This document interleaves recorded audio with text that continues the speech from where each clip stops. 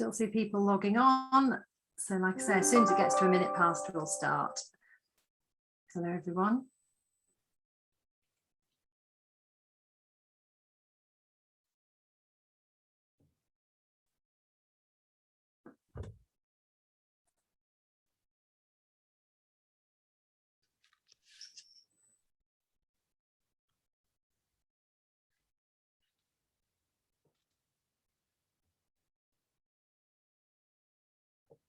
Okay, good afternoon, everyone. Thank you for joining us today. So my name is Beth Turner and I'm the Head of Learning and Development for Robert Half here in the UK.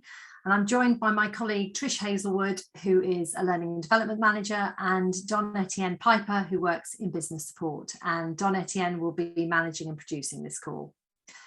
So myself and Trish both spent many years as recruiters for Robert Half, both before moving into our current role. So that's where our knowledge of helping people find jobs and understanding what employees look for has come from. So today we're going to be talking to you about navigating your job search and securing your next opportunity, and also giving you some hints and tips that you will hopefully find helpful. So Trish and I will go over some essential how-tos. And then at 2 o'clock, we're going to be joined by two IT professionals who will give you some inspiration and ideas regarding your careers. So there should be time for questions at the end of the webinar. So as we go through, if you think of anything that you'd like to ask, please use the Q&A or the chat function on your screen. Don Etienne will be monitoring this and will put questions to us at the end of the session, time permitting. And just remember that this session is specifically for you as AWS Restart graduates. So please do feel comfortable using the Q&A and making the most of the expertise on hand. You can send questions and they'll go directly to us. So we'd like to make the session as interactive as possible. So we're going to start off with a quick poll. So on a scale of 1 to 5, how confident do you feel about getting a job in your chosen field? So you'll see the poll come up on your screen. How confident do you feel about getting a job in your chosen field? And if you could fill that in.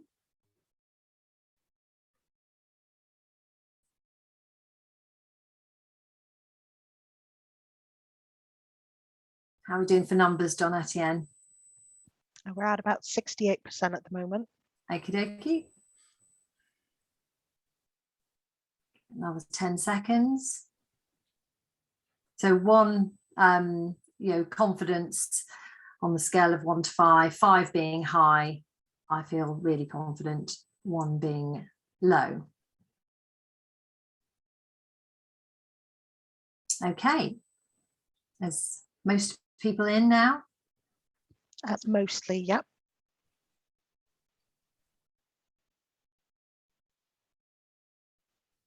Okay, so what are the results on that? Okay, so we've got a mix across the board, but we've got 56% saying right in the middle at 3. We've got a couple of people, 17%, well, a few people at 17% who are at 5, and then a few people who are lower. So mostly middling. So if you've scored on the low side, it's not surprising. It's been a sort of disruptive time. You are looking for work, but just to reassure you, there are some really good signs in the market about job prospects. So hopefully this session will give you some energy and practical ideas. And those of you who've scored high, that's fantastic. Hopefully we can keep that enthusiasm, motivation going. And those of you who've scored high, feeling really confident, if there are tips and ideas you can share with the group, then please put them in the chat as well. So what we're going to cover today is, on this call, we'll be talking about preparing your CV, job search skills. We're going to be looking at your LinkedIn profile and personal brand. We're going to look at using LinkedIn to find a job, interview tips, starting a new job. And then at the end, as we mentioned, we're going to be asking the experts, where we'll have an IT professional to give you some inspiration and also answer questions directly that you might have to ask them. So it's that sort of safe space. You can ask them anything you like. So we make this, we're now going to have a second poll because we don't know any of your backgrounds, we don't know your skill sets, and it'd be useful to make sure that we tailor this session to where there is the greatest need. So if we have a look at the second poll, and this is to make sure, like I say, we shape this session to be what you want it to be. So what do you think your biggest challenge is with job searching? And we can spend more time, we can delve more deeply into whichever area it is. So is it your CV and cover letter? Is it that you can't find the jobs, you apply and don't hear back? Or is it your interview technique? Or is it that you just don't know? Or maybe there's something else that you could put in the chat.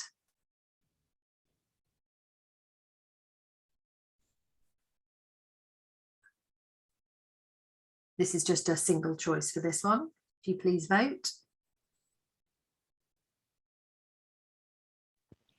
We just give it 10 more seconds. Yeah, thanks.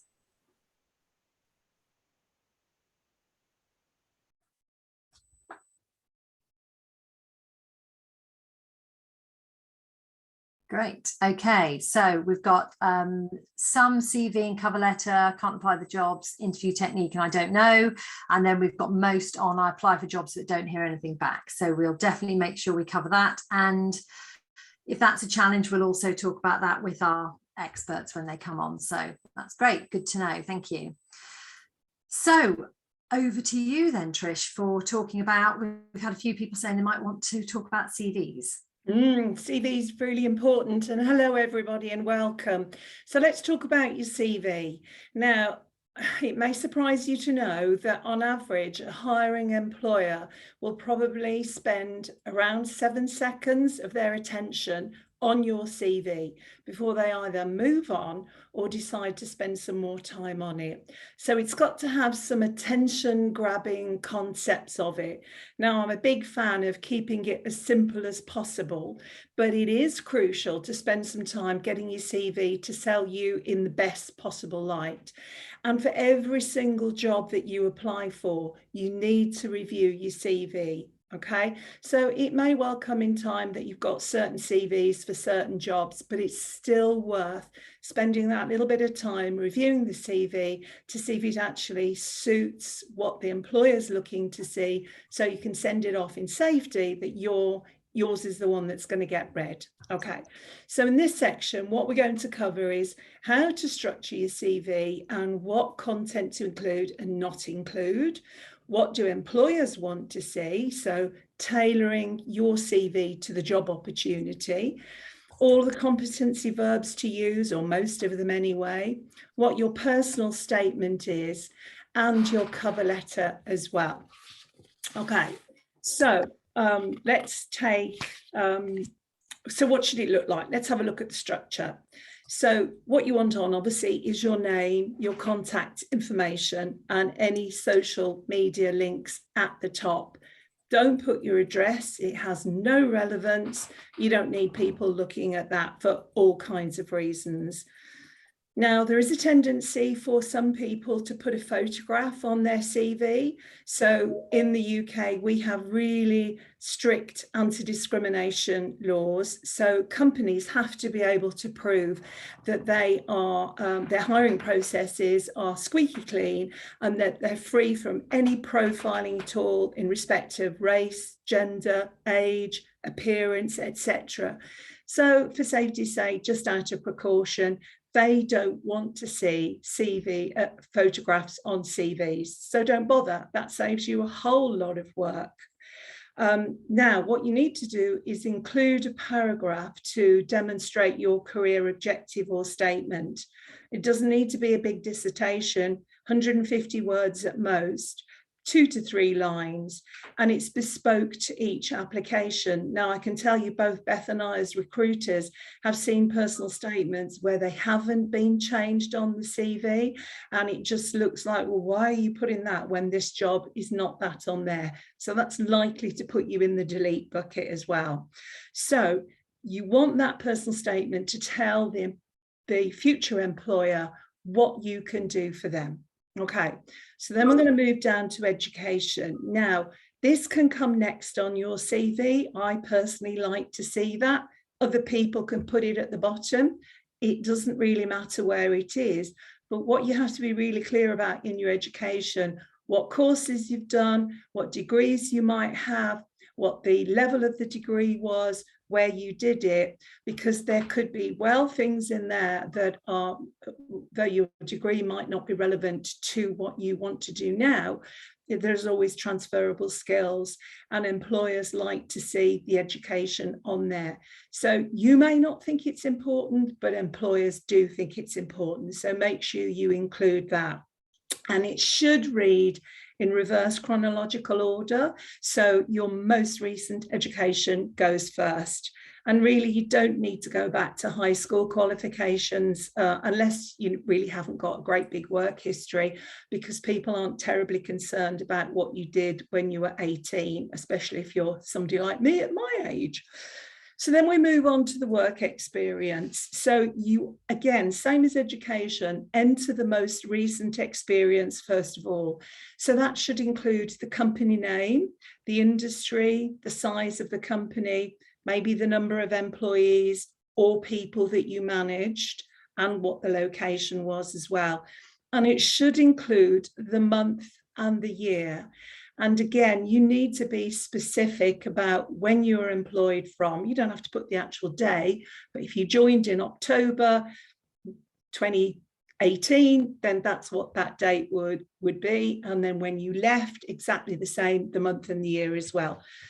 So they can see very clearly where you were working, what you were doing, what the job function was. And it doesn't need to be lengthy. And in fact, I would recommend no CV should be longer than 3 pages, because you're probably going back too far, or you're maybe too much into the detail. So keep it to 2 to 3 pages at most as well. Use bullet points, make sure your text is all aligned as well. Just need to list 2 to 6 responsibilities and achievements, and those value focus statements for each of the roles. So when I talked about competency verbs earlier on, we'll go on to that shortly, but make sure you use the competency verbs, because that establishes very clearly what role you had to play and what you did in that job. So I've said earlier on, you need several versions of your CV, because you want to highlight maybe different areas of experience for each job that you're applying for. And don't leave any gaps. Gaps just leave questions to be asked. So, for those of us who've had children and we've taken maternity leave, then you would just put parental leave. If you've had to take care of a sick relative, then that's what you were doing. Just put it there. Just make sure it's very clear that you work from this period to that period, but these were the gaps of your employment and what you were doing. Okay. So in talking about tailoring your CV, make sure you identify the key skills and the competencies within the job description, because if they're asking for certain sets of skills and attributes, you want to be able to think back to where your skills and attributes match that job description. So take some time to just review what they're looking for as well, and make a list of the relevant experience that reflect those competencies that they're looking for as well. And again, we can't all have everything of everything. Some of us will have some of something, but we've all got transferable skills. So, quick analogy would be, I've never worked in a stock control department, but certainly managing a household, I'm looking in the pantry, I'm looking in the cupboards, I'm looking to see what stock we've got ready for when we go shopping. So it's the same principle. So think a little bit imaginatively about what your transferable skills could be. Now, this is where we can use something we call the STAR framework, which we'll talk about more in more detail later on, where we're talking about the competency-based interviews. Now, STAR is an acronym for situation. So that's where you would describe a situation or a problem that you've encountered. what the actual task was, so a description of the task required and what part you played in solving that problem. A is for action, which describes the action that you took, obstacles that you had to overcome, and the results. And sometimes it isn't until you actually sit down and think about, what did I do? What role did I play? What was the outcome? You actually realize you had an impact on things. So it, again, takes a little bit of time to think back so that you can describe these things as well.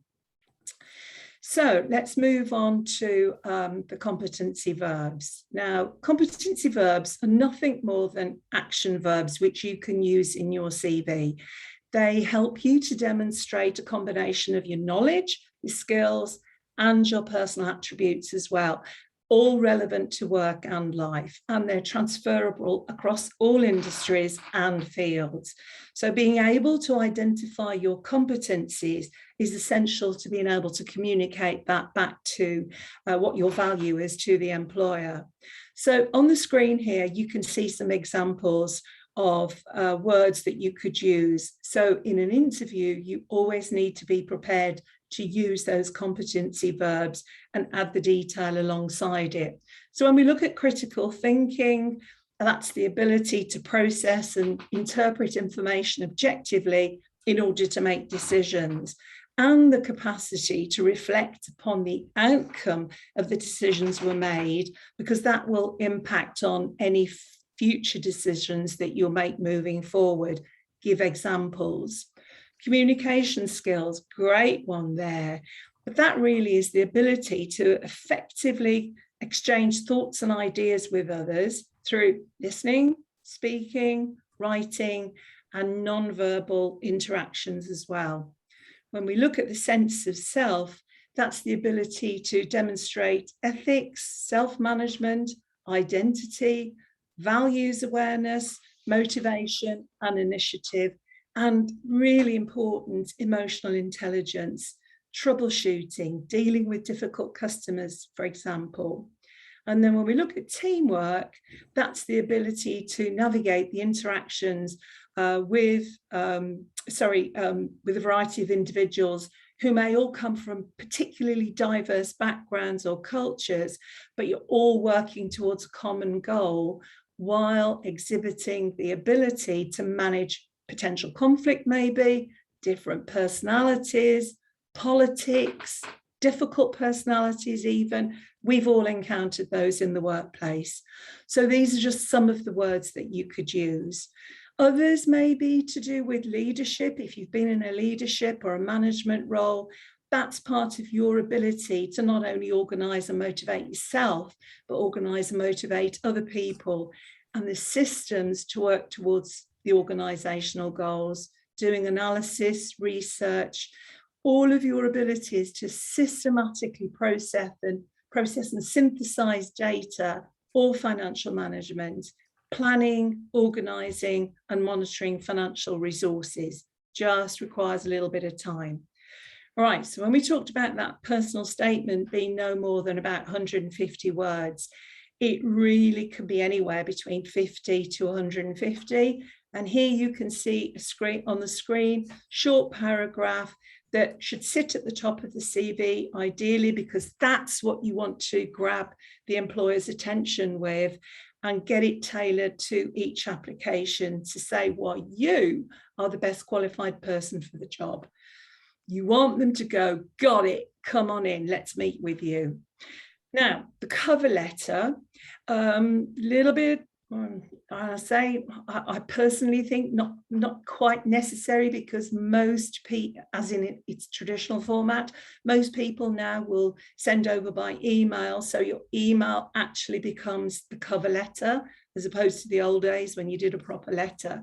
But again, in that email, you can actually highlight the skills and expertise ahead of the game, because if they're reading that email, you want to motivate them enough to be able to then go on, click on the CV and open it up and read more. So every click is a click nearer to the job.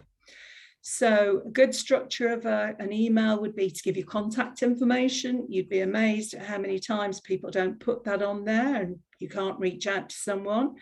Reference the specific role that you're applying for, address it directly to the hiring manager. Sometimes you may not know their name, could be dear sir or madam, but then give a brief description of why you're going to be a great candidate for the position. Very briefly, a mention of your relevant skills, but keep it laser focused so they can see that straight away, what your experience is. And then conclude with a reiteration of your interest and a call to action. Now, by a call to action, I mean something like, I look forward to your reply, hoping to hear more from you soon, whatever it may be, but finish off with that statement that's almost saying, I'm really keen to hear back from you. And then if you don't know the recipient's name, sign off with yours faithfully. If you do know their name, sign off with yours sincerely. And that takes that email to a slightly better level of formality, because what you don't want is a really chatty email. You need to keep a level of formality in it. So back to Beth. So Trish, we've had a couple of messages just in the chat, and I think we'll just interject because one of them's specifically about the competency verbs. So first of all, the first thing was about lack of experience as a beginner in a new industry. So yes, definitely we will cover that with our experts when they come on, and we've got something about that coming up. But there's a good question about competency verbs, saying it seems to be that people use them a lot in CVs and it can come across as disingenuous or robotic. Perhaps just filling this page space with standard terms. So maybe CVs can just wash over because, you know, it's all like, you know, I'm enthusiastic, energetic, and it's all sort of the same. Plastic. But yes. So any ideas for how you could avoid this? I think if you're going to use any type of competency verb, bear in mind you've got to keep the letter or the email quite short. If you could put in a brief example that demonstrates it, so it's not, oh, I've read these words and I'm just going to throw them in because they sound really good. Just an e.g., I was involved in whatever it might be situation. Keep it brief still, but I think definitely trying to demonstrate that you understand what the competency verb you're using is and how it reflected back on your work experience. That's what I would do. That's a good tip. And I think that less is more. Like, you know, if you have only done those 2 or 3 things and that is the competency, but, you know, it's, as Trish said, it's a real one and you have done it. Link it up. That's great. Thanks, Trish. Okay, so moving on to your job search and job search skills. So finding a job is a full-time job in itself. And if you really appreciate that, hopefully you won't get too down when you get knockbacks or negative responses. So just as in your average day at work, everything doesn't go perfectly, you know, you get knockbacks, things don't move really fast. And finding a job is a full-time job. So, you know, you're not going to get 100 jobs a day. So every no that you get and all of those negative responses get you closer to a yes. So if you can somehow channel that, you know, the negative or the no, it can get you close to a yes. But what you really want to learn from is that every application and every bit of feedback that you get can all help you get closer to getting that job. So in this section, we're going to look at how you can get started. So you'll need to be really disciplined, how you plan and structure your time. And we'll talk about SMART goals, how to set them, and also where to start the search and how to use LinkedIn. And there's another website that we've recommended as well. So with the SMART goals, without the structure of a job to go to, SMART goals can really help with focusing your job searching efforts. So SMART is specific, measurable, achievable, relevant, and timely. And the reason why people use SMART goals is to actually make goals happen. So if you said your goal was to run a marathon, but then you didn't make a plan, it probably wouldn't happen. But if you set a SMART goal to run a marathon, you'd say, I'm going to run the marathon on the 5th of October, specific. I will measure it by completing it. I'm quite fit. I've run 10 half marathons, so it's achievable. I don't have any injuries. I'm driven to do it. I want to raise money for my friend's charity. I have time to do it with the date set, so it's realistic. And then it fits in with when I want to do it. So it's time bound and you've got that date. So if I was unfit and I couldn't even run 1 mile, when I got to the achievable bit, I might have to reconsider and start with a 5K race. So thinking about relating this to your job search, you might say that my goal is I want to find a job, but actually you can't control that. You can't definitely control just that you can find a job. So what can you control? You can control what you do to find a job. And you could say specific, I want to send 10 tailored, as Trish was talking about, tailoring, making it specific for that job. I want to send 10 tailored applications today. And then I want to call 5 people to follow up on those applications. So that's measurable. You've got numbers attached. It's achievable.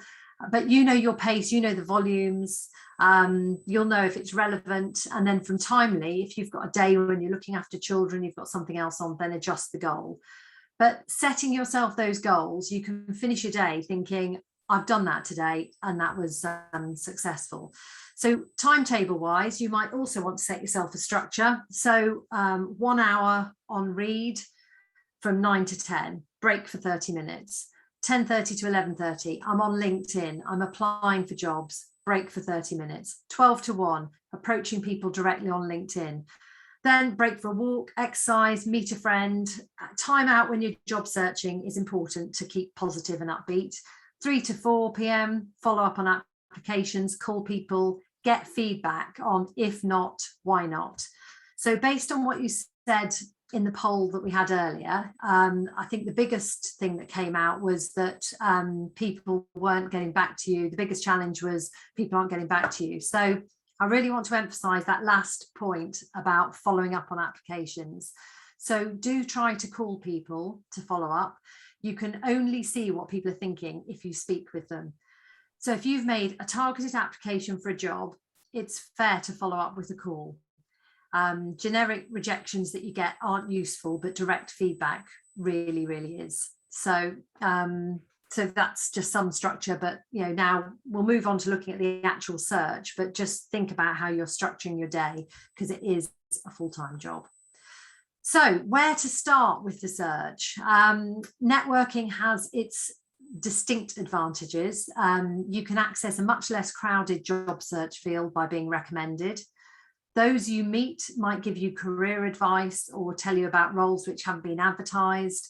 Your network can be friends, family, acquaintances, university or school contacts, professionals you get to know through others. You could meet them socially or connect through social media, and we'll talk about LinkedIn in a bit. But I'd just say really open your mind as to who you know within your current network. So people you might not have thought of before. Your friend's brother, your friend's sister, your friend's auntie, your friend's uncle who works in IT, or perhaps they're in HR, or perhaps they're a recruiter. Make contact with them and take advantage of that link. But just, LinkedIn works on the way that it's like a web of people connecting. Just think of map out your friendship group or your professional group in that way. Who do you know? Just anyone. You might find when you actually start looking in a certain field, you might find that you've got all these people that you know of. So the second area to think about searching, recruitment agencies. So recruitment consultants invest a lot of time getting to know their clients and their candidates. They work hard to develop relationships, and they'll often have roles which they're hiring for exclusively on behalf of the company. So they can act as your go-between, understanding what the company's looking for and advising you on market availability and the skill set. They will also assess your suitability for the role, your skills, competencies, and advise you on applications, and they should be able to give you ideas on interview techniques, and give you sort of information on what the company's looking for as well and what to expect. So developing a good relationship with the recruitment consultants you're dealing with is invaluable in the job search. So I know this isn't always straightforward, because I've heard from people saying, A lot of people, they just apply online and no one gets back to them. But any way that you can build a relationship with that person, and to do that, you really need to speak with them. Just sending your CV to an agency may not get a response, as they receive a lot of applications. So, I mean, talking to someone the other day, internally, they'd had 300 people had applied for one job, and they'd posted 3 jobs that week. They're not going to be able to individually ring all those people. But if you've sent in a targeted response and you think, I can do that job and this is why, then try and ring them, and then they'll at least know you're keen and you are interested. So candidates who take time to develop that relationship, they're demonstrating that proactive approach, and recruiters will see that as positive. So, and if you don't have any experience, and this is a question that came up and we'll cover this as well, it might be hard for recruiters to find you a job. So if you don't have any experience at all, people pay recruitment companies to get candidates they couldn't find elsewhere. So they might have an expectation that you will have some experience. So if you don't, the recruiter can still give you guidance, advice, maybe some ideas on companies who recruit new people without experience. So they should, if you were to speak to 5 recruiters in a network, they should be able to give you tips that you can take, and really, they know the market, so really push them for any ideas. So moving on to speculative applications. So this is through online job ads. So be careful to research the company as thoroughly as you can beforehand, and tailor your CV, as we've discussed. So if you're really treating this as a full-time job, tailoring that CV to that job.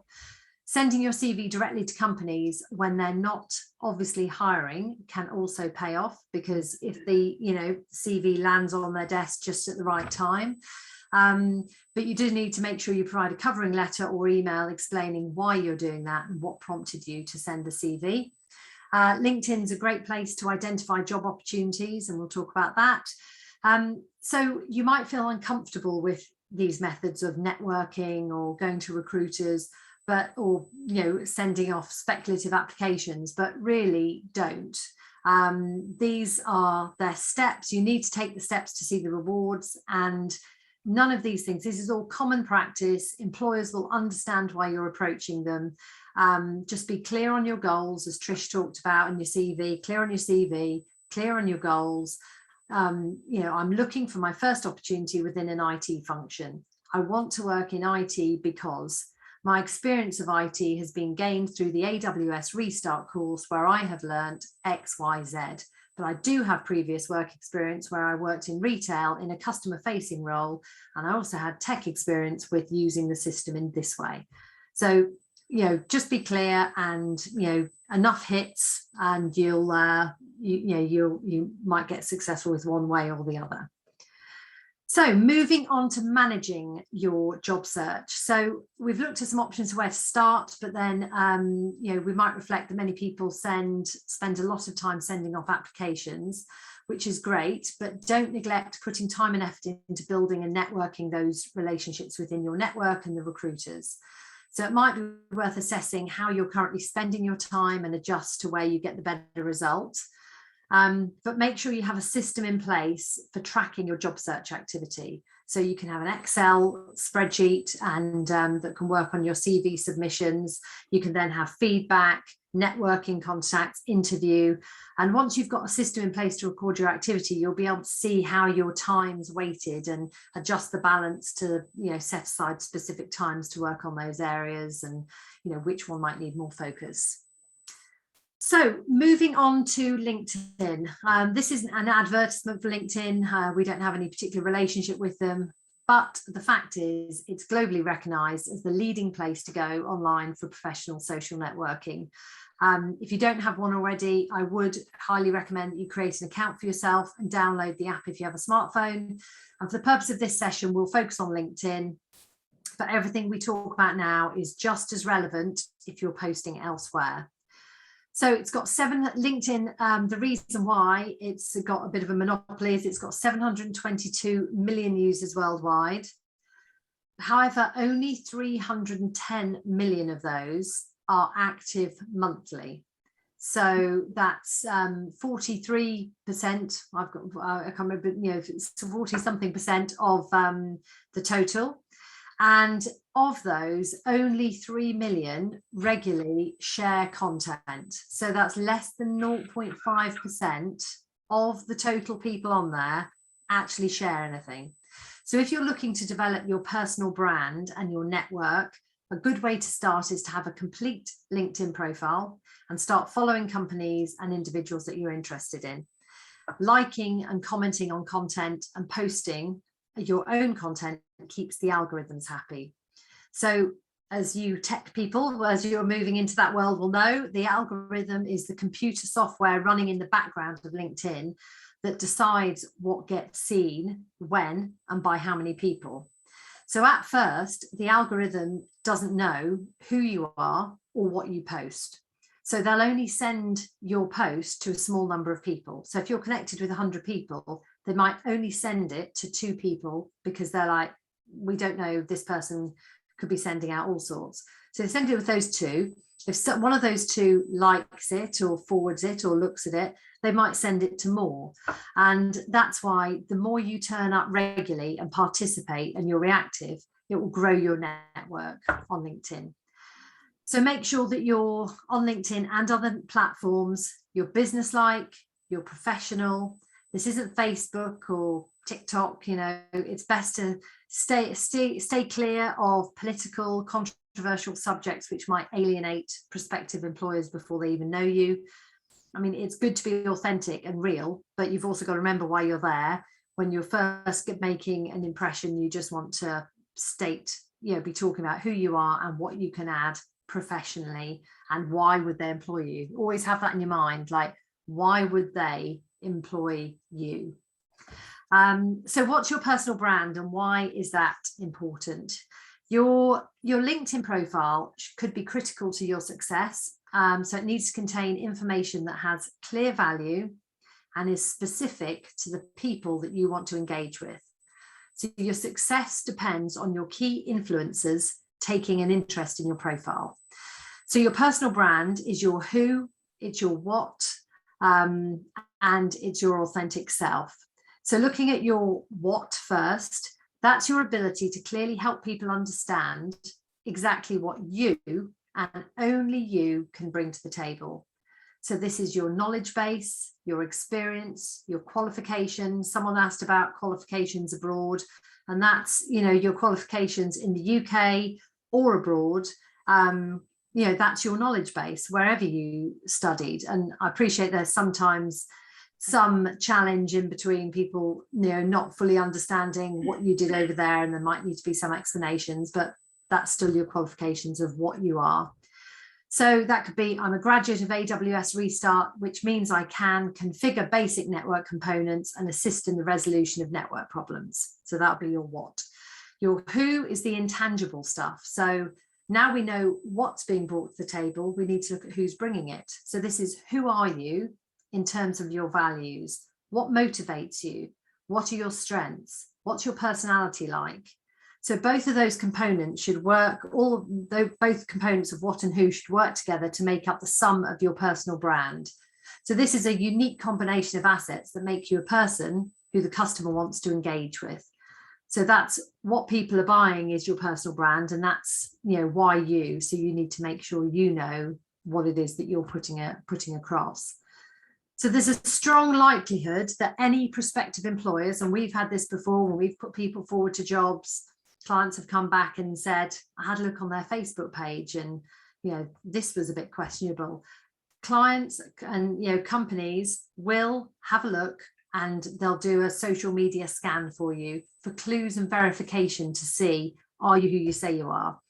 So you want to have your LinkedIn profile representing the what and the who, and if you're following companies or following different places, be aware that they would see that as well. So just be aware of the brand you're wanting to put across, and all your platforms, Facebook, Instagram, YouTube, TikTok. Check your settings, check what you're putting out there, and look through your privacy settings and think, what would employers think if they viewed that? Would you employ you? Do I like and trust this person? Who are they and what do they do? So we're going to just have a quick thought about you, thinking about your personal brand, and we're going to have another poll. So this is thinking about how you would rate your personal brand on a scale of 1 to 5. So 1 being low, 5 being good. How would you rate your personal brand?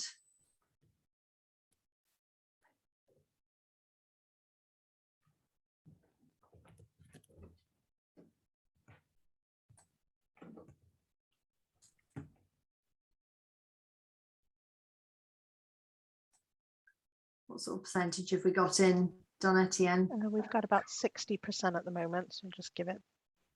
Okay, so if everyone can just look to make sure they've got the poll on their screen, and 1 is low, 5 is high.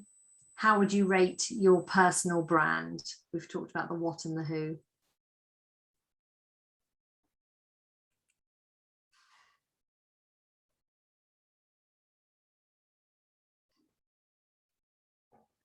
Okay. Okay, so we're middling. Some people have got, we've got some 5s in there, so that's great.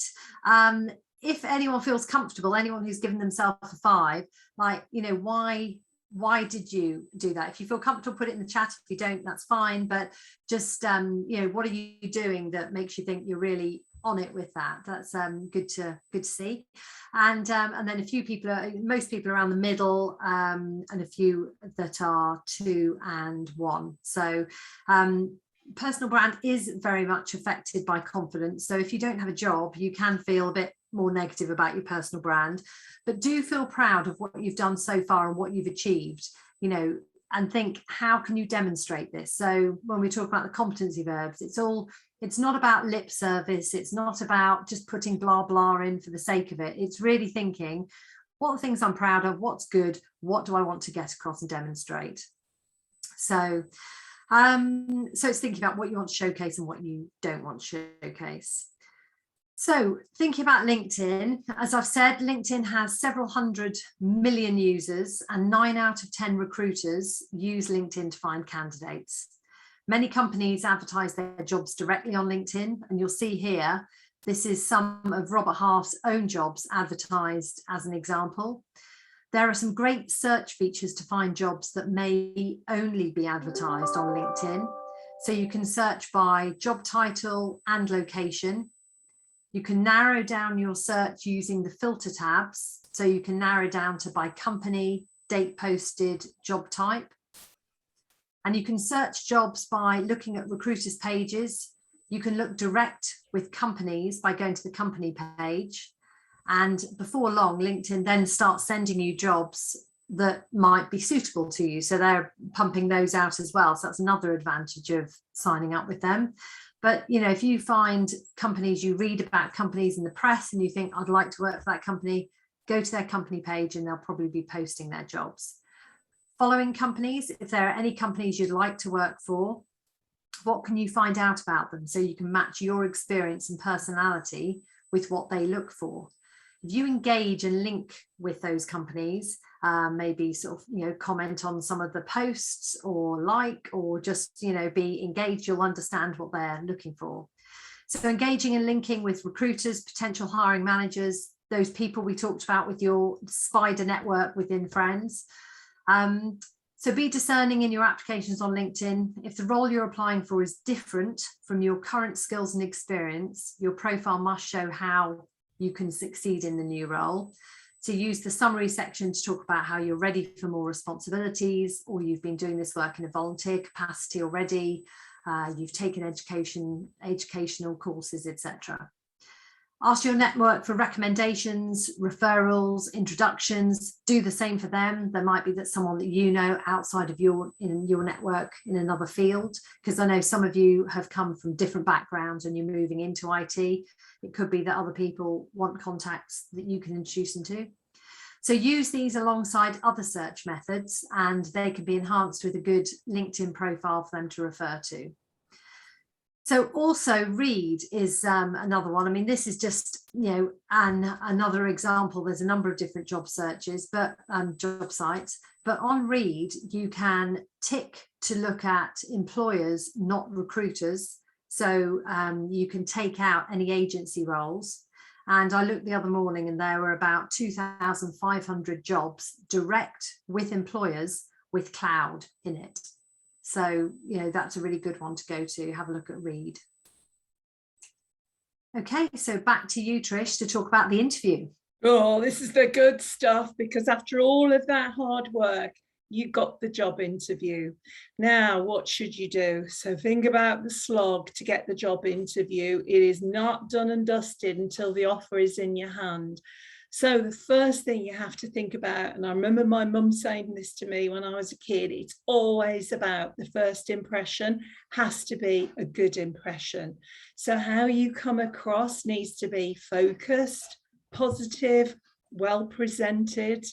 And if you're doing it online, which most of us are nowadays, no background distractions at all, either way, and make sure you switch off your phone. We've all been caught out by that. And if you're online, make sure you look at the camera and that you kind of try and relax your body language, because you smile, because otherwise, if you don't, you look a bit serious and grim, and you want to be able to bring people over to you. So on that note, be very aware of your facial expressions, all of the non-verbal communication, because that body language really does matter. So practice, have a friend, have a relative, somebody that you can actually call online and go through a fake interview, if you like, so they can say to you, no, your eyes dropped, or your body language, or you wriggled around too much, whatever it might be. Get used to seeing yourself on camera and asking questions, because you want to become natural as possible when you're on that interview. So there's lots of work to do before the interview. You've got to look back at the job spec, because sometimes there can be a big gap of time between when you sent off the application and when they actually come back with a confirmation of an interview. So be very organised in the way you keep this information, so you can go straight back into the job spec, look at the keywords and the competencies again, and how are you going to give those examples to match them. Now, the one thing that will trip people up many times, and I dare not count how many times I've seen people get tripped up with this, is you must research the industry, the company, the structure, the individuals on the interview panel, if you know who those are. Go and look on Glassdoor, Google reviews. It's all so much easier to do. You guys know that better than I, because of your IT focus as well. And hopefully that will give you an idea of the culture. You'll be able to talk about things that have maybe happened recently. Maybe there was a takeover, maybe there was a merger, maybe there's something that actually shows your interest. Now, they don't expect you to be an expert on the company. They don't expect you to go into what their financial results were, but they certainly expect you to show that interest by having done your research and being able to talk about the company as well.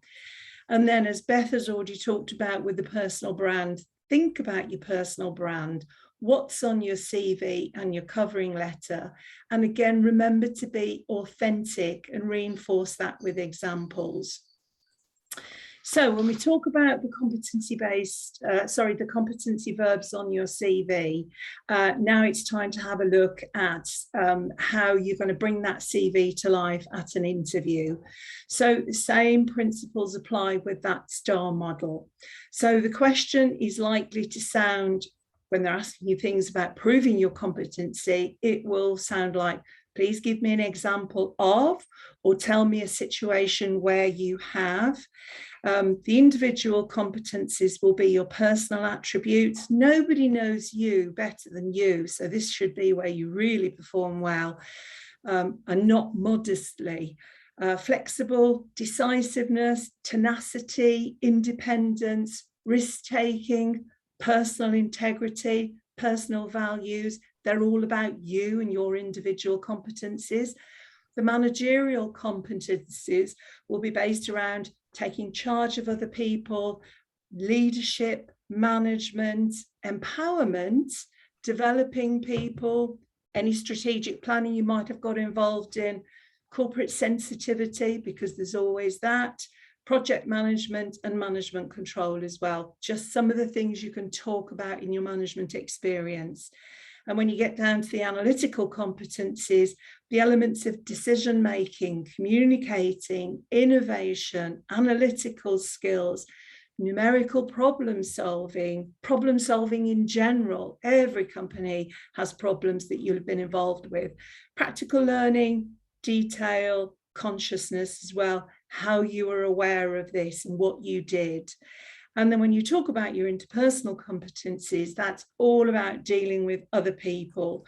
So communication, impact, persuasiveness, personal awareness, teamwork, openness. And finally, one of the other things is your motivation. What drives you? And again, nobody knows that better than you. So resilience, we've all gone through resilience during the last 18 months. Energy, motivation. Are you achievement oriented? How have you used your initiative? What quality focus have you got? So if you follow that STAR model, that will give a structure to your answer. So remember, the S was for situation, where you describe a situation or a problem that you've encountered. The task, the T is for the task, where you talk about what you did and your ideas for resolving the problem. The A is what did you do? What was the action that you took? What obstacles did you have to overcome? Because nothing's ever straightforward. And then what were the results? So again, don't get modest. If you had great results, talk about that, shout for it, because that's something to be proud of. Okay, so hopefully that equips you well enough that you can feel much more confident when you get the interview as well. Now, after this session, what might be a good idea in your own time is get some examples, some answers to any possible questions, running through that with an interested other person, somebody in the family, friend, whatever it may be, get them to grill you so you can get into the rhythm. You don't want to sound rehearsed, but you don't want to go off topic. Okay, Beth, you've got the bit about the new job. The new job, yes. And I think, Trish, you just mentioned there about, talking to friends to rehearse, and someone mentioned one of the reasons they gave themselves a 5 on the brand was because they came from a design background, and that design background meant that their brand looks good. And I was just saying, talk to any of your friends, use your friends as the people that you practice interviews with. Your friends might be more designy. Trish and I have someone who we work with who's brilliant with words. Actually, Trish, you're really good with words. If I was looking to write something, I'd probably say, oh, Trish, can you read through this and help me with it? Use the people around you. They'll want to help you. They'll want to give you a leg up as well. So, so do think, it might take a few people to be able to help put your LinkedIn profile together, spell check, check the wording. You don't have to do it by yourself. So brilliant. You've secured the new role. Any job in a related field is a good job. You need to get something on your CV and ideally stay in that role for a significant time. So a few people have mentioned getting that first job, and it's not easy, but just remember, any job is a good job. So not every company will be the best match for you, but at first it might have to be a good enough match until you find another role. And, you've got to think, in that role, how can I make the best impression with work? So how will I deal with challenges? What if someone's rude to me? So these things will happen. You will feel a bit maybe ostracized sometimes. So how are you going to react? How are you going to be ready for them? Because when you first start a new job, it's the time when you're sort of most tense, you feel on show, you're under pressure, you're having to absorb a whole load of information. So just be ready for where those trigger points might be. So some other tips when you get into a new job: temp work jobs are a great way to get into a company. a high percentage of our temporary jobs end up with people being taken on permanently. And that's why in those, you want to demonstrate, particularly in those, but in all of them, demonstrate a strong work ethic. So be punctual, organised, keen to learn, buy into the company and the team mission, challenge yourself in work. Can you learn something new every day? Can you be more efficient? Show self-motivation and try to go the extra mile. I have lost count. Trish and I have been out of the recruiting side of our job for some years. We've been in learning and development, but I lost track of the number of people who would start a job and it'd be a temp job and they'd say, oh, it's only going to go on for a week or 2 weeks. And then someone came in and they were energetic, positive, keen to learn, helpful, and they were taken on permanently. It happened again and again and again. So whereas there were some other people who started jobs and they were like, oh, it's a rubbish temp job, I'm not really going to do anything, I'm just going to see my time out, get paid for the 2 weeks and apply for jobs elsewhere. Whereas actually there was a great job within that company, it just wasn't that one they were doing. So, if you're working for a company, bear in mind the job you're doing now doesn't have to be the job that you're doing forever. But if you make the best impression doing that job, other people will notice and they'll come over and want to offer you something. So bring your best self to work. It's a bit of a cheesy phrase at the moment, but it's true. Be professional, show passion and enthusiasm for the work you're doing, ask questions, accept feedback. And feedback is personal. It's and the instant response is sometimes a bit negative. But if someone has bothered to give you feedback, it's because they want you to take it on board and they want you to improve and do well. It's sometimes awkward giving somebody feedback. So if someone's bothered to give it to you, then they're doing it because they want you to get better. Next one, be a team player. Look to develop good relationships with your manager and colleagues. Make an effort to get to know them, be friendly, helpful. Don't get drawn into gossip, office politics, or speaking behind someone's back. Don't talk about salary, all those sort of contentious issues, particularly when you're first starting. Just don't be that person. You want to just head down, best of you. So I've mentioned it a few times, but just remember, jobs are not great all of the time, and it is the most stressful time when you first start. So don't let this unsettle you. Just do your best, work hard, ask for feedback, and you'll build up your knowledge bit by bit. So if you get a task that you find boring, get on with it, do the best job, other things will come. And if you have a real concern, ask for a meeting with your manager. So go through that proper route of, I came in to do this job. I feel I'm not maximizing as much as I could do for you. I'm just doing this bit. Are there other things I could get involved with? That's, you're highlighting an issue, but you're being proactive about it. So I'm not sure if we're a couple of minutes before. I'm not sure if James and Daryl are on yet. Are you? There are a couple of questions, maybe. Yeah. Donatien, I don't know. Someone's asked, will the webinar recording be available at the end? I would imagine it would, wouldn't it? Yeah. Yes, this is being recorded, so we can circulate that afterwards, no problem. Fantastic, okay. Excellent. And another thing on that, somebody else had asked, and we send out a sort of follow-up document that has an overview of each of the sections that we've gone through. Great. And then there's another question there about apprenticeships. Is that the same as applying for an actual job, and what kind of questions they might ask? That's a great question. Yeah. Apprenticeships are really good. There's not, and I don't think enough companies do them. And there are lots of incentives now for companies to do sorry, Donatien, Daryl is just joining the Microsoft Teams version of this. Would you mind just sending the link again to him and to James? Sure, no problem. The wrong one, thanks. So I think the questions are the same that you would ask, that you would be asked in any apprenticeship interview. Ultimately, the idea is that you would come in, you're a trainee, and you would move on through the organization in exactly the same way. So I wouldn't say it's any different. Would you, Trish? No, not at all. And I think if you can get a foot in the door as an apprentice, that's an amazing opportunity, because generally speaking, with the apprenticeship programs, it's a really good program where you get to see different areas of the work. It's not just you're in one job and you only do one part of that job. You'll get to see all aspects of a company and understand different functions as well. So I would say if you get those, go for it, because that's a foot in the door at, the bottom of the chain, but very quickly, because apprenticeships are all about building their workforce for the future.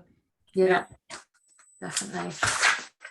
Were there any other questions before we, because I know that we've got, we have Daryl. I don't know if you're on yet, Daryl. I don't think they've joined yet. I have just been sent to them. Okie dokie, no problem. So James has also gone on to the Teams one. So hopefully they will come on. They might not be looking in that. Maybe we could reply in the Teams chat as well. Now. Oh, great. Hi, Daryl. Hey. Hi there. You're right. Sorry, we confusingly sent you 2 invites. Yeah. Yes, just throwing you out, keeping you on your toes. So we've had quite a few questions coming through. Thank you very much for joining us, Daryl. Would you like to introduce yourself before we start firing questions at you? Yeah. Hi, everyone. My name is Daryl Elliott. I am the back office apps and Teams manager for Robert Half, based in our Birmingham office. I've been with Robert Half for nearly 10 years now, and I manage a mixed team of developers, business system analysts, and sort of operational supports and DevOps personnel. And we support all our offices throughout Europe and the UK. Great, thank you, Daryl. So we're lucky to have Daryl willing to come and give us his time, and he will answer questions as it is, and if there are any things that you're thinking, oh, don't know if I want to ask that, just do, and same for James. So James, would you like to introduce yourself? Hello, James. Oh, you're on mute. Yeah, Hello, sorry, I was just working out the correct dial-in. Sorry, yeah, just caught the end of that. So James Fox, I'm a director at Protivity, and I lead our UK cloud business. So focusing on consulting services to our clients, so can range from upfront cloud strategy work, cloud business cases, some of the operating model considerations for some of our larger customers, and then through to helping customers migrate to the cloud, as well as helping customers optimize when they're in the cloud from both a cost and operating perspective. Great, thank you, James, and also really appreciate you taking the time to join us. So so James, I'll come to you in a moment to ask. Someone's asked about that. We were just talking about apprenticeships and whether the interview for an apprenticeship would be any different to another interview, and someone's asking the difference between apprenticeship and graduate program. So we'll come to you in a second, but just to ask Daryl first of all, from how did you get your first job in IT? Because a few people have said most IT jobs rely on experience. How did you get your first job in IT, or people in your team who've got their first job? How do you get that first foot in the door? Yeah, I mean, it's always a challenge, isn't it? Because they want experience. You can't get experience till you've got a job. So you're in that sort of catch-22 situation.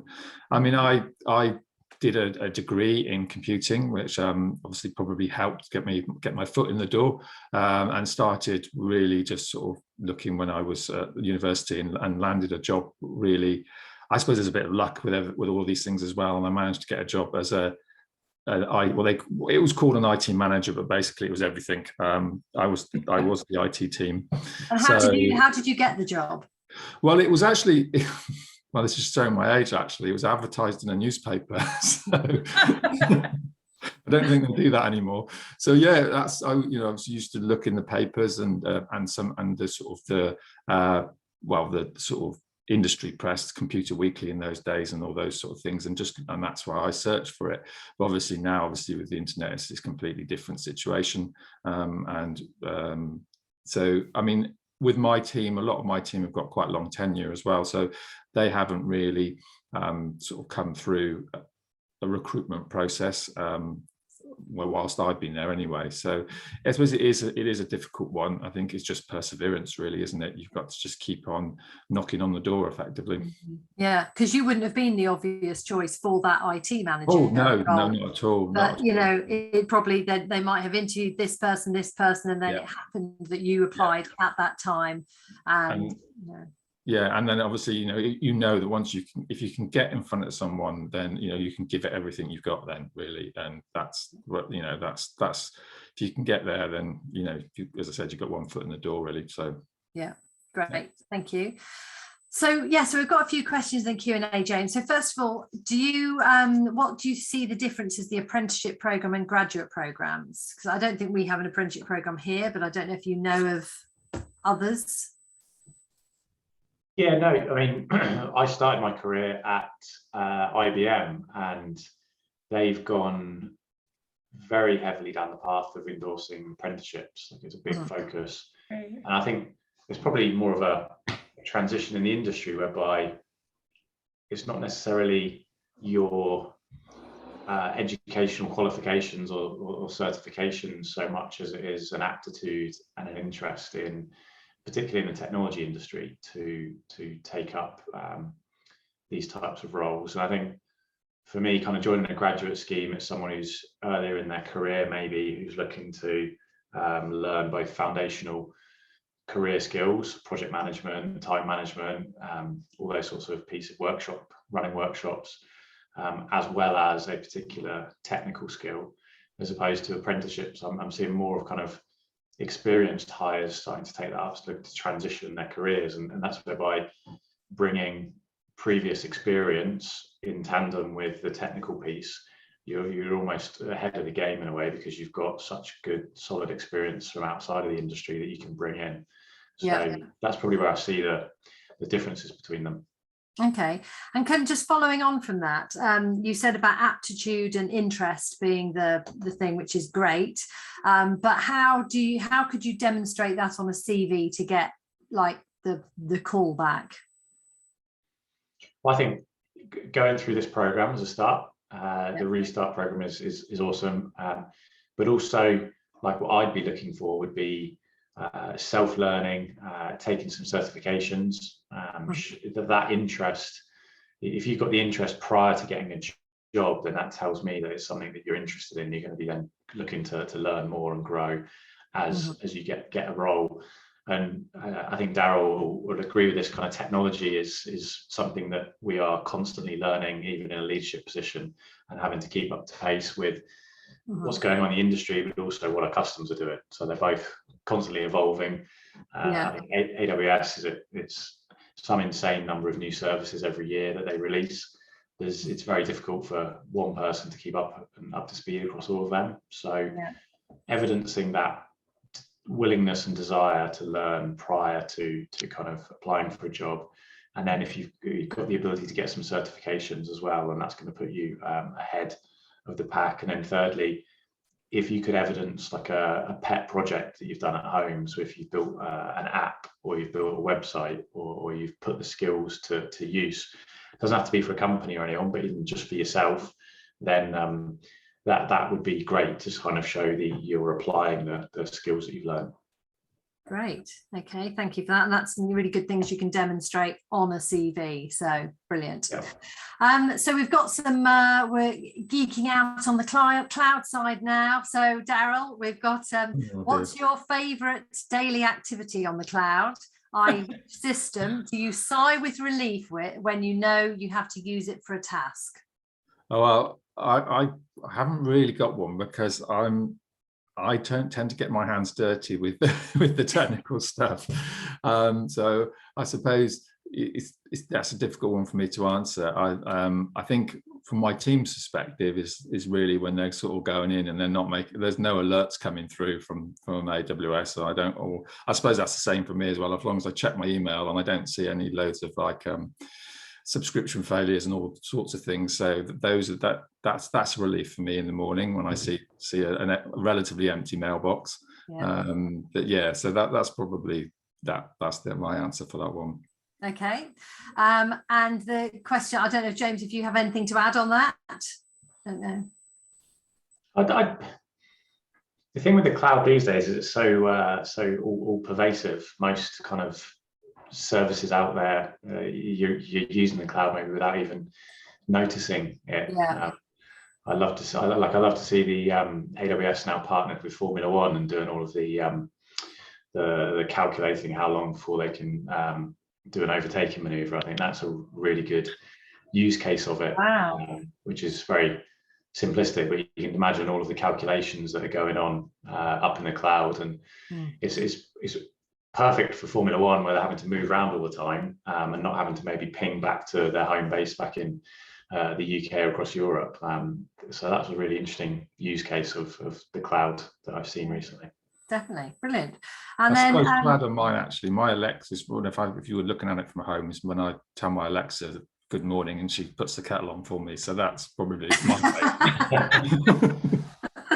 That is a sigh of relief. Yeah. And then there's a question Paul's asked about to know your daily routine tech-wise. It's quite a broad question. I don't know, Paul, maybe you could give a more specific question unless there's something that jumps out. No, we'll Paul, if there's something more specific. But then we've got what's it, to James probably, what's it like to be a cloud consultant with remote work? Do you have an insight of this? Yeah, good question. Consulting is one of the weird ones whereby we've always been working remote. Like all my career, I've had to travel to customer sites. I've also had to kind of dial in and work remote. So over the last year, kind of year and a half now, shifting to remote work, I don't think it's been quite a shift or change for consulting as it may have been for many other industries, because we've had to be adaptable for customers for so long. What's it like to be a cloud consultant with remote work? Very similar to what we've historically done. I think we've had to make a shift and invest in delivery of workshops, pieces like this, invest in kind of Zoom and facilitate interactive kind of breakout rooms. So that took a little bit of time, but it's really been bringing what we did in person and trying to deliver as much of an interactive session as possible and get away from just being stuck behind a camera all day on Zoom. So and then what's it like? It's essentially engaging with customers, seeking to understand their current challenges, trying to capture information. So it doesn't always have to be in front of the camera. We request information, get their architecture, their designs.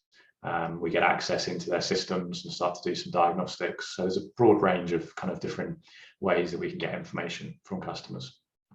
So it sounds like the remote thing isn't that big a deal then from a consulting perspective. No, I think the challenge we've got in the next 6 to 12 months is where customers maybe request that we go back on site with them. So we just need to manage that and work through from a risk perspective. But yeah, fingers crossed, as things look to be improving, the risk should reduce. Yeah, absolutely. Thanks, James. Okay, Daryl. So Humera's asked a question.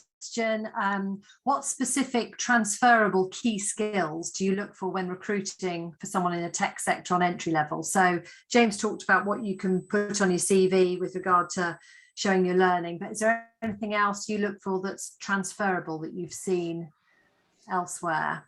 Well, there's always the soft skills as such, which are obviously very, very, very beneficial. So good communication, both verbally and written as well. So demonstrations of where you maybe even have had to present or sort of put forward ideas or sort of those sort of packages sort of thing. They're always quite good to see that someone's had that exposure. and evidence of sort of investigative fault tracking, being given tasks and being able to manage their own time, meeting deadlines. So those are quite good skills to be able to demonstrate. A bit difficult maybe at an entry level to show that, but if you can sort of, even if you've done something outside of work on a personal level, that where you've had to have those sort of skills, that's always very good to show, whether it's scouts or Girl Guides or whatever, or anything, where you've had to be organized and organizing teams of people or something. So that's good. Yeah, I think that presenting side, because more and more of it is you're having to discuss projects and what have you, which can be, you just need to open your mind up to what you've done that could be relatable. Don't sort of blink yourself into thinking, oh, I'm going for an IT job, all they're interested in is my IT skills. There's a lot of other skills that you need, just in any job really, to get through and to do well. Great, thank you. So you both work in sort of different fields. So would you both be able to sort of talk about career paths within your areas? So James, do you want to go first with what sort of career paths you could go in, how you get in, and then where you go from there? Yeah, so consulting, there's a range of entry points. So there's the graduate route in, which is as we spoke about earlier, is kind of the initial path in, whereby we're looking for that interest and desire to kind of learn about all things cloud, as well as the ability for us to train people up. There are then more senior kind of typically lateral hires, where maybe you're shifting from other companies, or potentially coming in through the Restart program or other apprenticeship type pieces, where you can come in at some of our kind of junior to mid-level roles. Again, that's step up in expectations, responsibilities, and also the need to start to really face off to customers and become more of an SME, more of an expert that customers will come to. And then working your way up essentially from there would be every probably 2 to 3 years, looking to seek that progression of your career through the grades up towards managers, who would be then managing engagements for us with customers, senior managers probably managing 1 or 2 engagements at a time, and then up to directors like myself overseeing the whole business as itself, and then up into managing directors eventually one day.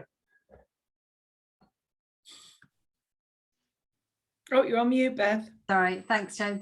The bin men were just coming. So thanks, James. So Daryl, over to you. Yeah, so I mean, obviously I come from sort of the system side background as well as development. So I think I'll explain it, be very broad, in a broad sense. So really there's sort of as you're coming in at an entry level, I think you either want to be in the sort of development field, so you want to do development and design and application build, or you may be more sort of infrastructure operational side. That might be your preference. And so depending which ones you sort of route you want to go, you tend to either come in on a sort of a help desk role if you're more sort of systems and infrastructure, just to give you that broad knowledge of everything within IT. Work your way up through a help desk, and at that point you might sort of identify there's a certain technology you want to specialize in. You might be more interested in database design or database administration or server networking, and now obviously now with cloud-based stuff, working towards the cloud. And then you sort of pick your speciality and work towards that. Likewise, on the development side, junior developers come in, you work in certain fields, and you might then pick your language of preference, or you may start working on what they call like SaaS type or PaaS type solutions, where you're developing on a platform, something like Salesforce, for example, and that's a really good area to get into, because that whole marketplace is just going crazy. Mm-hmm. At some point, we probably get to a point where you may sort of move towards management, whether it's a supervisory role or team manager, And that's really sort of like the crossroads, whether you want to keep going in that route or whether you want to specialize and stay on the technical side. Because if you go the management route, which is the way I went, you tend to lose those technical skills because you're not doing it day in, day out. Now, to some people, that's a big thing because they enjoy the technical side of it and they don't enjoy the management side of it. So, you know, at some point, you'll probably have to make a decision which way you want to go with your career. And then you just pick on whatever, gets you going, you focus on that and become an expert in that and make loads of money, hopefully. There's so many angles. Yeah, that's right. Don't go the management route because you don't make loads of money. And there's lots of headaches. Honestly, okay, so we've got another question, which probably good for you, James, which is, what interview questions would I expect if I was applying for a graduate level cloud consulting position? They'd probably be split across two. So one area would be looking to understand the experience of cloud technologies, so AWS, Azure, Google, Oracle, Alibaba, any of those types where there's been some self-learning or there's been certifications, how you've used it, how you found using it. And then the other part would be more around understanding background experience, outside of that, any prior jobs, what you've done, any particular challenges you've had, maybe how you've overcome them, the usual kind of consulting type challenges.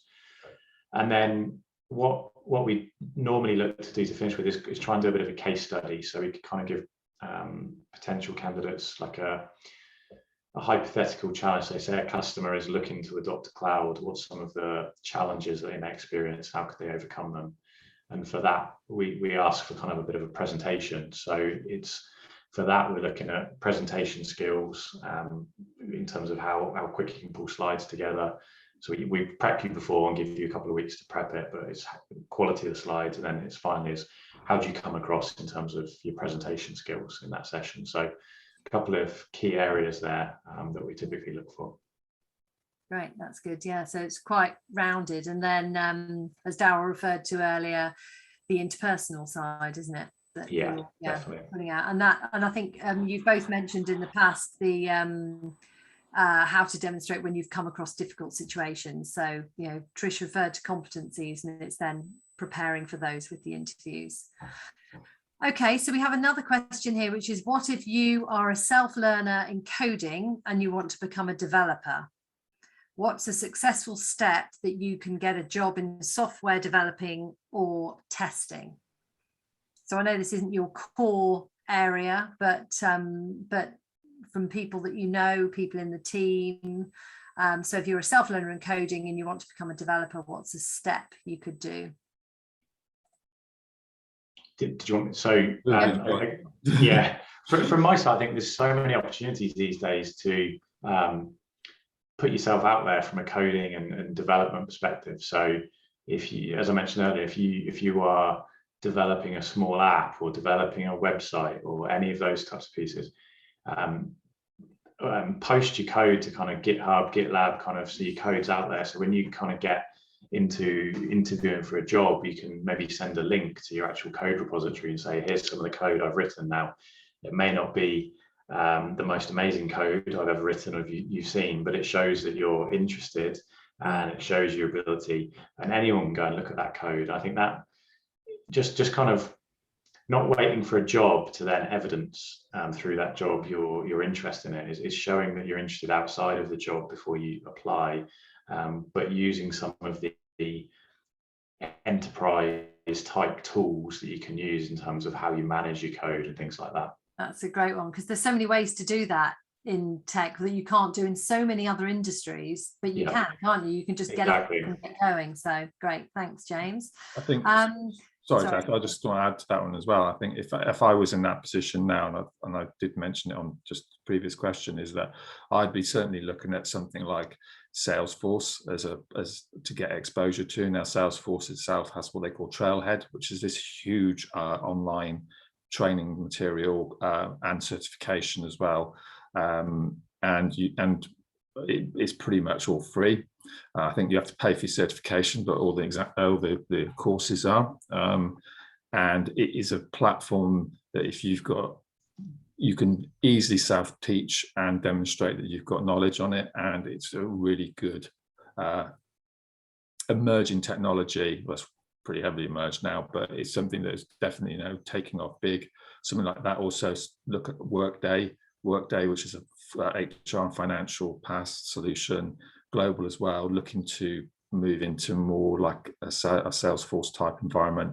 That would be another one to look at, because these are all, if you can get the knowledge and experience in a product that's, is growing rapidly, you're putting yourself in a very, very good position, because the market out there will have less people who know about it. So if you can catch the gravy train on those, you're doing all right. Yeah. I would recommend Salesforce and Workday to look. If anyone's thinking about it, to have a look at those. Great, thank you. Oh, someone's asked Bitcoin or Dogecoin. Can't afford either. Neither. Okay. And then we've someone said, I've missed the name of the self-teaching technology. Trailhead. Yeah, all one word. Great, thank you. And so that's Trailhead. And then we've had a question from Herrera. What level of coding skills do you think is required if you're looking for a career in cloud architecture or cloud consultant role? Also, what other languages are useful to learn except Python for cloud? So if you're looking for development within the cloud, obviously Python's one, Node.js is the other. It does support .NET as well. So there's a few out there that you can pick. So that's really what, from a cloud development, not architecture is a bit different, because then you're talking about sort of CloudFormation scripts and Chef scripting for application install. So that's not quite the same, but there's quite a few languages there you can pick. It just take whichever one you like the most, really. I don't know if James has got anything to add to that. Yeah, no, language-wise I'd probably pick one and try and become a bit of a semi-expert in. There is a range of them out there. There's also the various different kind of like JSON and kind of configuration languages that are being used around automation. But from a broader architecture consulting perspective, we typically look for people to have a level of understanding and appreciation of coding, but without necessarily being an expert. So from a consulting and architecture perspective, it's more around frameworks and applicability of those for customers. And so it's less about down in the weeds in terms of coding and development, but more around kind of strategic support for customers. So an awareness of, but not necessarily a deep expertise, which is sometimes is different from the consulting side to if you're over in like a deeper technical area, such as kind of where Daryl operates. Great. Okay, so two different approaches, and I think if you're becoming a specialist in one field, we were talking earlier about looking for jobs on LinkedIn and Reed. You can put in those different skill sets when you're searching to see the kind of jobs that you think you're interested in, if you have an option to specialize. Okay, so we're coming to the end of the time. So we just have time for one final poll. So if you could fill this in, we asked you at the beginning about how confident you felt in your job search. You've obviously had some time to reflect, think about some ideas, get some ideas from Daryl and James. So just if you could fill out the poll again. So this is a scale of 1 to 5, 1 being low, 5 being high. After the session, how confident do you feel about getting a job in your chosen field? And as you're filling that in, just want to take the opportunity to thank Daryl and James for coming on, because really appreciate your input. It's great to have people who are working in the job now, recruiting for people for jobs now, for the AWS graduates to have some FaceTime with. So really appreciate it. No problem at all. Thank you. Great to see so many people attending. It's awesome. I know, and really good interaction with the questions. So we've got some good things covered. So what's the poll coming up with, Don Etienne? Okay, Oh, so we've upped, brilliant. So we've gone up in percentage. We were high on the 3 and now we're up on the 4. So that's fantastic. So hopefully people are taking away some ideas, and yeah, good luck with getting it all into practice. And you know, any other advice you've got, Dee, who will be, I think if you're registered with Robert Half, you'll be speaking with Dee. She can give you any other feedback as well. So great, good to see you all, and thanks for your input. Thanks, Adam. Bye. Bye. Bye.